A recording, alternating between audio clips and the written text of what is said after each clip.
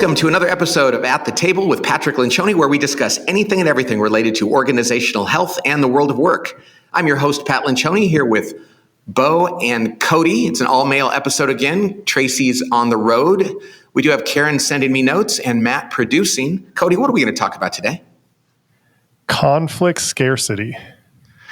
That's right. We're going to go back and revisit something that's really important. One of the most fundamental and at times controversial subjects, which lies at the heart of teamwork and organizational health, is the importance of conflict. And by now, most people accept that it's necessary, at least in theory. I think people know, yeah, conflict is good. But it's still so common that people give it lip service and yet avoid it at almost any cost. And the cost of avoiding conflict is huge. I can say that most organizations I've worked with over the years and that I work with today and I see don't come anywhere close to having the levels of conflict necessary for them to identify, confront, and solve problems quickly. And instead, they allow issues to fester and problems to grow. And I know this requires trust. That's the first thing. We know that it requires trust. Without trust, there's no conflict. But setting that aside and just talk about conflict itself, even in organizations that build trust, people don't like to have it. And that's what I want to talk about today. Why is it that even though we intellectually understand the importance of it, it's still so rare and we're still so willing to suffer the problems of not having healthy conflict in our organization? So that's what we're going to talk about today.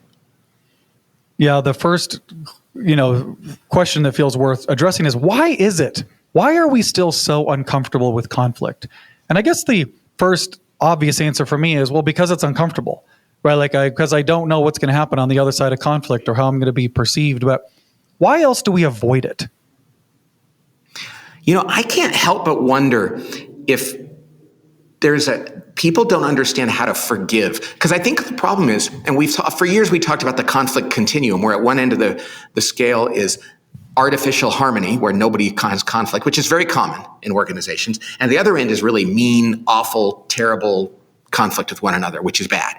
And somewhere in between those, in the very middle, is what we would call where it goes from constructive to slightly destructive. And I think people are so afraid that if I have one bad episode of conflict with somebody, I will never be forgiven. And so they run away from that and they stay at that end of the spectrum, which is artificial harmony. I wonder if people just don't feel like they're forgivable if they make a mistake. I have to feel like, this concept of if I ever do anything that could be construed as mean, I'm never going to recover from that. So I will always err on the side of being nice in person, even if it's dishonest. I got to feel like that's there. What do you think, Cody? It's so interesting, Pat. I'm not trying to take the reins of the episode and re-steer it here, but Even as you started the conversation, I was like, do we have a conflict drought or do we have a trust drought? Because you talked about okay, we need trust. And then, but your first point about forgiveness, that's part of what we talk about with trust is being able to say, I'm sorry, I was wrong, or, hey, I went over the line there. And so I know that they're so intertwined, they're hard to, extricate from each other. And definitely there is a conflict drought, but even someone's willingness to very quickly and readily apologize is part of that trust problem too. And I think that in order to raise the level of conflict, no matter where you are on the trust barometer, you have to keep raising the barometer of trust. So I know that they're intertwined in that way. That's kind of inextricable, but yeah, I do think that the forgiveness piece is a definite prohibitor of conflict. Well, and you're right. It makes sense, Cody, that these two things are so connected. They're not like separate steps. It's without one, you can't have the next one. Even though, and I think maybe we don't go deep enough into trust with teams, but when I work with a team and it seems like we've established trust, there still is such a reticence to then use that. It's like they have this trust bank account, but they don't want to spend any of it. Right. Well, that is so powerful. When we talk about a team showing up together and saying, I'm not just here for my own benefit or for the group that I represent, but I'm actually here first advocating for what's best for this group. That includes being willing to lay down some of the influence or chips that you've accumulated and to be able to lay down the sense that you have control over the outcome and say, I'm going to enter, that's why we call it the danger, right? I'm going to enter the danger here. And I love that analogy, Pat. you don't just build trust to get a higher trust bank account. Like the whole point of building trust is so that you can have conflict. And you're totally right. That observation of there's so many teams that we've worked with that have a tremendous, ledger of trust, and they're just unwilling to make a withdrawal with each other, to throw things on the table and say, like, I disagree with that, or let's fight this out. And we're obviously like wired to just keep that stuff in the bank. It's so interesting because I think that's like the whole idea of saving money is to eventually use it for something worthwhile. But I know there was a time in my life when it was just like, I just want to save money. Why? Because I want to have money to save. Why? Because I don't want to, and it's almost like an insecurity. It's like we don't feel safe if we're ever spending it. But the reason you have trust with somebody is so that you can have a conversation and risk it, knowing that you can recover. So the point here is, if it's your bank account, you're buying things that you need, and that's good. Well, so what is it that we're spending our trust on that's worthwhile? And Karen just sent a note. It's good decision making. It's without conflict, we cannot make good decisions. And if we keep that bank account high of trust and never spend it, we are going to make suboptimal decisions. It's going to take a lot longer. We're not going to confront issues quickly. So there's a real cost to having a big trust bank account and never using it. And that's far worse than draining that bank account. Yeah. I love this intertwinedness of trust and conflict. Somebody should write a book about that someday, Pat. It's not only that you'd have trust to be able to initiate conflict, but part of the way to have great conflict is to trust the person you're having conflict with. Yeah. So if you're sitting back in the conflict, crossing your arms and saying, they've got to prove it to me, and I don't trust their intentions, you will be much less likely to get to a great decision.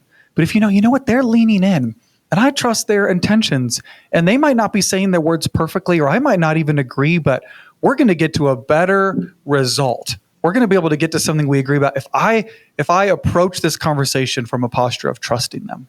Yeah. The other, Karen just made a note here, Pat, is like, I think this is true. Is like many people on teams have not experienced the other side of conflict, like how much better the decision is, or even that they stop at the uncomfortable part of conflict and then they back up, so they don't see the benefits of it. And I know this is a strange analogy, but there was this guy the other day that I saw a video online where he said, "Hey, I'm convinced that the idea of the gym and the golf course are complete opposites in this way. Is like every time I have a tee time, I'm so excited. I'm really wanting to go to the course. I can't wait to get there. I think it's going to be a great day.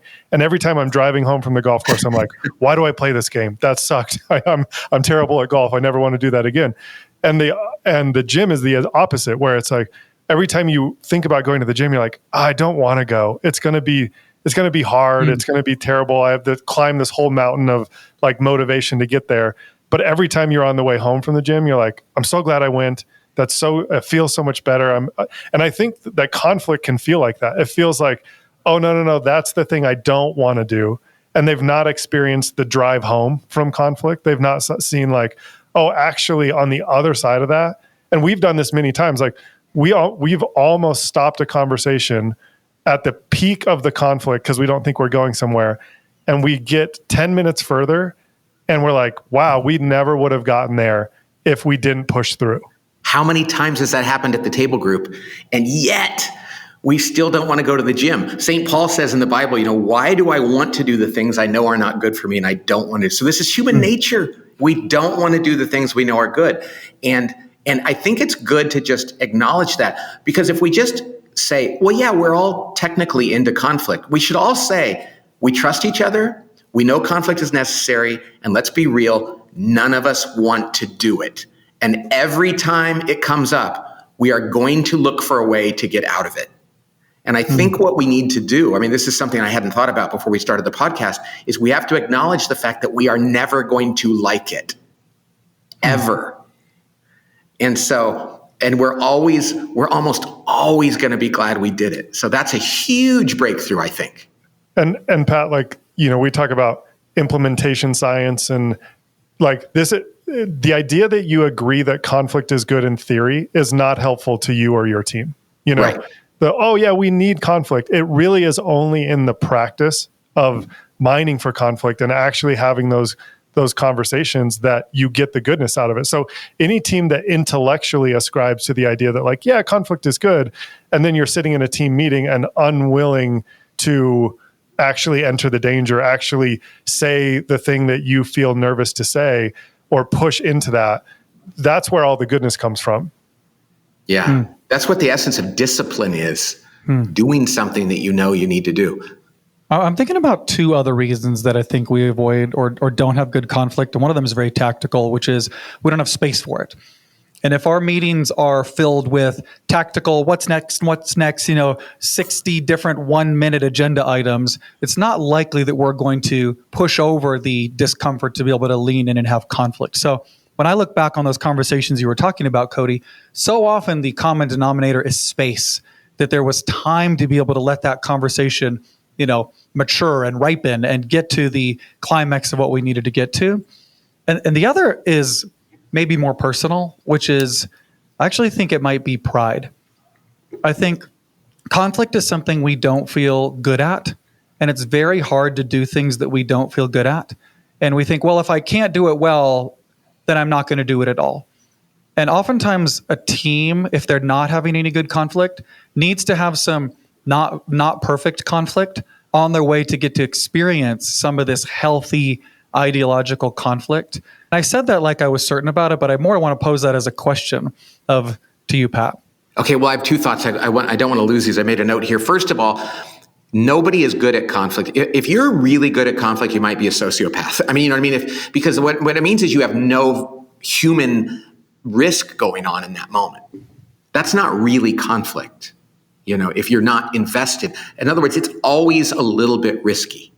Okay. And so I think that we need to recognize that. Secondly, getting back to what you said before, Bo, and that is we don't leave space for it. And in a world of remote work, it is so hard to have good conflict. And because being in person is just how we're meant to be. Now you can do it on Zoom, and we're doing this podcast on Zoom. But there's not just that. There's just not that 2-dimensional or 3-dimensional nature to it. It's 2-dimensional. And there's also not that follow-up and that conversation after. So I think probably in a world of increasingly remote work, we are actually making it harder for people to embrace conflict because it's just harder to do. Now, what you can't ever do is conflict is never good on text. I don't mean texting, but on email or texting or something like that. So it requires that we're together, that we have some carefree timelessness together so that we can follow a conversation and actually let it go where it needs to go. And that's never going to be predictable based on an agenda in a meeting. I love what you said about the risk component, like the interpersonal risk and the relational risk, because you could make an argument that the world is actually having more conflict than it's ever had online. It's like, yes. I'm willing to call that person an idiot on every social media platform that exists. But because there's no risk there, they're hiding behind some profile. They don't have a relationship with that person. But then when you're on a team and you have to wake up the next day and go to a meeting with that person again, that's really where the risk plays in. And I love that you talked about like there is a relational capital risk to conflict. And the truth is, on the other side of it, it makes your relationship stronger. But that anticipating the fact that it could cost something or make the relationship go south, that's the thing that prevents people. So I love the idea that we need to face the risk and then enter the danger anyway. Yes. And so you're right. We have more unhealthy conflict in society than we've ever had. And I think we have less healthy conflict than we've had in the past. And I think that that's not a coincidence. That's real. The less we have healthy conflict, the more we're going to have an unhealthy kind. And there's just a lot of people in the world who are, the way they were raised or how they're wired, they're just like, I'm not going to go there. And that over time, that reticence to engage in conflict in our relationships at work and at home leads to really bad things where it's a really bad economic trade-off. I'm not going to do something uncomfortable now, and then I'll pay the price for it in the longer term relationship I have. I think that's why there's so much divorce in the world as well. Yeah, and I think I can hide behind, I don't want to make them uncomfortable. When actually, if I care about somebody, I'm willing to be uncomfortable to help them avoid danger. I'm willing to lean in to have some conflict relationally to help somebody or help us be able to make the right decision. Now, I'm not saying I always know the right decision, and maybe that's part of the difficulty in conflict too, is sometimes we know, oh, I don't feel good about this. I don't necessarily have the right answer yet. We're going to need to fight about that together, but I want to raise the red flag that I'm concerned about this direction. And it's self-protection and selfish if we keep not bringing it up because we don't want to be seen as unkind or seen as mean or seen as being the reason that somebody was uncomfortable. It was the bad decision that was making them uncomfortable, right? I might be willing to be the messenger that gets an arrow thrown at me because I care about the person, because I care about the team. Yeah. And I know we're getting towards the end here, Pat. I think the opposite can also happen when you get more comfortable with conflict. And it's such a scarce thing that happens. Like in my family, because we practice it so often at work, there are things that happen at home where the role I play in the family is like, oh, Cody will talk to that person. He has no problem talking to that, the contractor or the family member or the, whatever it is. And sometimes you can feel like, oh, I don't want that reputation either. I'm not the guy that's like constantly just trying to stir up trouble. So there is like this really interesting thing, this juxtaposition of it's such a scarcity now that someone who's even somewhat prone or not that they enjoy it, but they're willing to enter that danger can feel like such an anomaly. And on a team, you might have somebody that's like, that guy's or gal is pretty, argumentative or something. And maybe they are, but maybe there's somebody that just stands out who's more comfortable with that. Yeah, and you can't rely on that person because you're going to burn them out. And everybody has to share that load. But I totally know what you mean. And people are like, well, you'll do it. You go have that hard conversation. And after a while, it's like, I think what that we don't realize is I'm not a sociopath. It hurts me every time I do that. I mean, Cody, you and I have known each other for years. All of the good meetings we have, there's moments in the middle of it where I'm just like, oh man, Cody probably thinks I'm an idiot. Because I'm arguing with him still. And then we'll go like, oh yeah, that's the right thing. And we're so glad we did it, but it never, ever gets easy or comfortable. I think in our last meeting, Pat, I said, oh, I haven't argued with you in a while. I feel a little rusty. And then we got all the way through it, Exactly. Bo, you had something? I mentioned in just a few minutes ago that Pat should write a book about this, which of course, most of you probably know he has. It's called, a lot of this content's in the 5 Dysfunctions of a Team.